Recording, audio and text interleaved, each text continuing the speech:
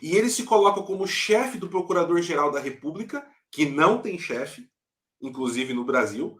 É um órgão completamente independente, tá? Inclusive no Brasil, ou deveria ser, enfim, né? Aí fica julgamento de cada um que analise.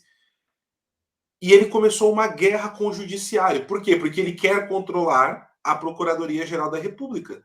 Que aqui, pessoal, trocando em miúdos, para ficar fácil de entender, qual que é o papel do PGR? Ser um fiscalizador de todos os poderes. O papel do PGR aqui no Brasil e também na Colômbia é fiscalizar todos os poderes. E até mesmo colocar um certo freio no judiciário. Coisa que no Brasil não acontece, porque quando o STF, por exemplo, envia alguns casos para a PGR fala, não faça. O STF vai lá e faz. Só que nada acontece. Né? Porque todos os poderes estão um com o rabo preso com o outro, infelizmente. É isso que acontece, principalmente o Congresso, né? Principalmente o Senado, para ser mais assertivo ainda. E isso gerou um escândalo na Colômbia, assim que parou o país essa semana, com acusações fortíssimas que o procurador da Fiscalia, como é chamado lá na Colômbia, né, fez ao Gustavo Petro. Então, eu vou colocar o vídeo dele aqui agora, o vídeo... Pois não, senhor Sepúlveda. É só lembrar o seguinte, que isto também está havendo gigantescas manifestações de rua contra o Petro. Sim, nós vamos trazer aqui também a notícia. Porque foi consequência disso as manifestações, né, senhor Sepúlveda? Eu vou trazer aqui também ainda mais algumas repercussões até o ponto que a gente chega às manifestações. Mas depois que colocar o vídeo aqui, eu vou também trazer a cronologia que levou a essa declaração do Procurador-Geral lá da República da Colômbia. Pessoal, prestem muita atenção nisso daqui, tá? Muita atenção mesmo. El presidente de la República, con sus manifestaciones de sujeción del fiscal general de la Nación, me insta a decirle que tengo que incumplir mis funciones constitucionales y obedecerle al jefe de Estado en Colombia. Como no lo voy a hacer, porque yo no tengo superior jerárquico en este país, como lo acaba de decir la Honorable Corte Suprema de Justicia, me imagino que tendré consecuencias contra mi vida seguramente, y yo responsabilizo a Gustavo Petro de lo que pueda pasarme a mí o a mi familia, o de que me puedan asesinar en Colombia luego de estas declaraciones. Igual ocurre con la señora Vicefiscal General de la Nación, que es la cabeza misional de esta entidad, que hoy está sometida básicamente a la idea de que nos han anunciado el fin del Estado de Derecho en Colombia. Lo que ocurrió el día de hoy es la situación más grave que haya ocurrido bajo la vigencia de la Constitución de 1991. Gustavo Petro fue elegido presidente de la República. No fue elegido dictador en Colombia. Gustavo Petro juró la Constitución el 7 de agosto cuando se posesionó, no su Constitución, la Constitución de 1991. He tomado también la determinación de que en los próximos días salga del país mi familia por temor a que sean asesinados por cuenta de lo que ha ocurrido el día de hoy en Colombia. Gustavo Petro, no se equivoque tampoco conmigo. Yo no tengo rabo de paja. Sus contradictores en la vida lo han tenido. Y usted ha salido muy bien en esas discusiones. Hoy hay un fiscal decente en Colombia. Yo no he cometido ningún delito. No tengo ningún antecedente criminal. Nadie me ha indultado.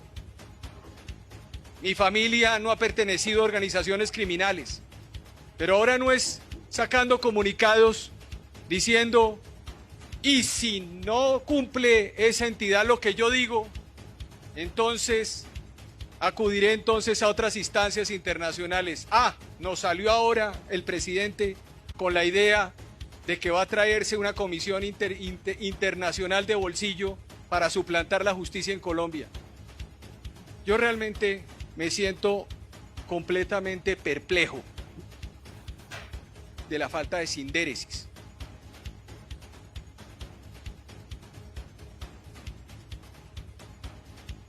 Y de la falta de conocimiento constitucional de quien hoy funge como jefe de Estado en este país. No vamos a dejar, ni voy a dejar, que Gustavo Petro me ponga una mano encima sobre mi dignidad. Si hoy Gustavo Petro considera que yo soy su subalterno, estoy esperando en este momento que proceda de conformidad entonces y me envíe el acto administrativo de subsistencia, insubsistencia en el ejercicio de este cargo, para de una vez decirle a Colombia que ya no tenemos democracia, que estamos en camino de una dictadura y que hay un golpe de Estado judicial en este territorio. Yo le quiero decir al presidente que yo voy hasta donde la Constitución lo permita. Esa es la regla en Colombia, no hasta donde el pueblo quiera. Porque es que el pueblo puede ser apropiado por cualquiera que considere que representa el pueblo. El presidente de la República hoy señaló, históricamente, nunca había ocurrido, de que es el jefe del fiscal general de la Nación, porque es el jefe del Estado. Si es así, la Corte Suprema de Justicia también sería subalterna del presidente y las diferentes ramas, los diferentes jueces y magistrados en Colombia. El presidente de la República tiene que, más allá de trinos, yo lo invito a que ponga la cara, de verdad, ponga la cara, póngale la cara al país, como lo estoy haciendo yo, póngale la cara al país, como lo han hecho los magistrados de las altas cortes o el presidente de la Corte Suprema de Justicia. Y dígale a los colombianos, no a través de trinos y a través de twitters, porque yo no sé si estoy hablando con un robot o con el presidente de la República, que diga efectivamente lo que él considera que es su política frente a Colombia, en el marco del respeto a la Constitución. Yo salgo de aquí con la cabeza en alto.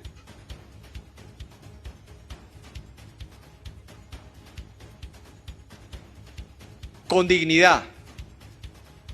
O salgo de aquí asesinado, pero con una memoria de dignidad para mi familia. No tengo ningún problema en ninguna de las dos opciones. Senhor Sepúlveda, eu quero só ler aqui o trecho do que gerou o princípio dessa polêmica, para a gente começar a comentar. Abre aspas para Gustavo Petro. Li textualmente o artigo 115. O presidente da República é o chefe de Estado, chefe de governo e autoridade administrativa suprema. Portanto, como chefe de Estado, o senhor deve respeito por parte dos membros do Estado. O procurador esquece uma coisa que a Constituição lhe ordena. Eu sou o chefe de Estado, portanto, o chefe dele. O que nós vimos rebatido agora, mas espera aí, você é chefe de Estado, você não é chefe do Estado. Senão a Suprema Corte também está subalterna a você como presidente. Você foi eleito como presidente da República, não como ditador da Colômbia. E a Constituição, você deve respeito à Constituição da Colômbia, não a Constituição deve respeito a você. Foi o que o procurador disse. Agora, o ponto alto, passando a palavra para o senhor, é o seguinte. Ele disse, se algo acontecer comigo, com minha família, ou com a vice-procuradora-geral da República, isso é responsabilidade de Gustavo Petro, e eu quero deixar isso aqui já declarado para o mundo. E no final ele repete, né, que ele sai do processo defendendo a Constituição da Colômbia, o seu país, e se ele tiver que morrer, e ele tiver que sair morto, ele vai sair como um exemplo para aquilo que estão querendo tornar a Colômbia. Né? Pois não, meu caro. Eu vou dizer o seguinte, o ponto alto, antes de tudo,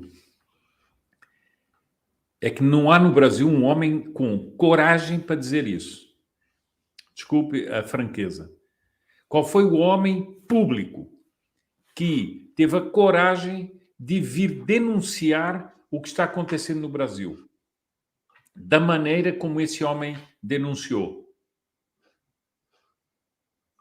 Os atropelos à institucionalidade do país, os atropelos à Constituição, o reino do estado de exceção, tudo isso esse homem diz com todas as letras.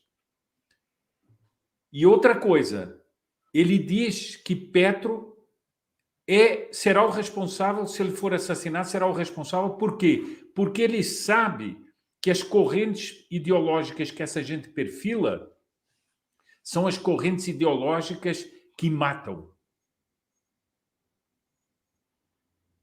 que torturam, que prendem injustamente. Ele sabe disso. Então, esse é o primeiro ponto alto que eu gostaria de destacar. E destaca, evidentemente, os que você disse.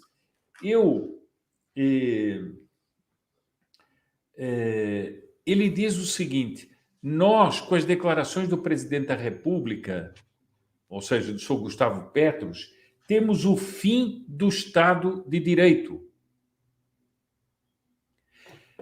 Paulo, não dá para fingir que no fim do Estado de Direito você pode ter uma solução que seja institucional dentro do Estado de Direito, porque não há Estado de Direito. Não há Estado de Direito. Então ele está proclamando isso. Segunda coisa, vejam o que é que ele diz. Não tenho antecedentes criminais, não fui indultado. Vão fazendo aqui assim as aplicações. Não fui indultado e a minha família não pertence a organizações criminosas.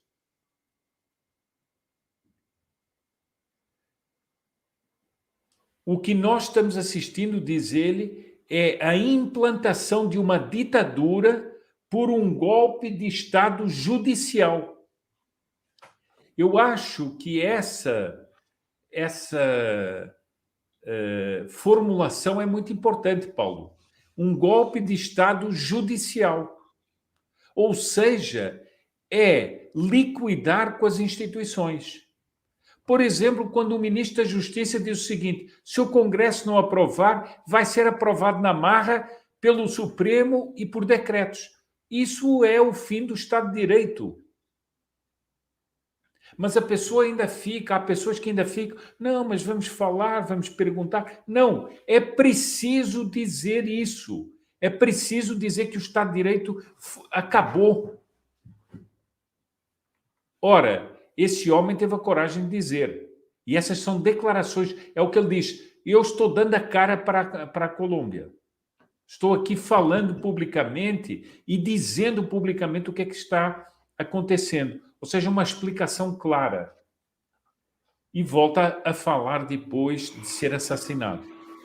Portanto, eu acho que um homem como esse não tem ilusões de quais são as forças que eles estão enfrentando na Colômbia e que estão dando esse golpe judicial. Ora, Paulo, aquele livrinho que está lá atrás, O Mínimo do Foro de São Paulo, não é? Escrito por você, tem muitos episódios desses aí dentro. Ou seja, nós estamos com uma força internacional, que é o Foro de São Paulo, tentando comandar dentro da Colômbia um golpe de Estado judicial.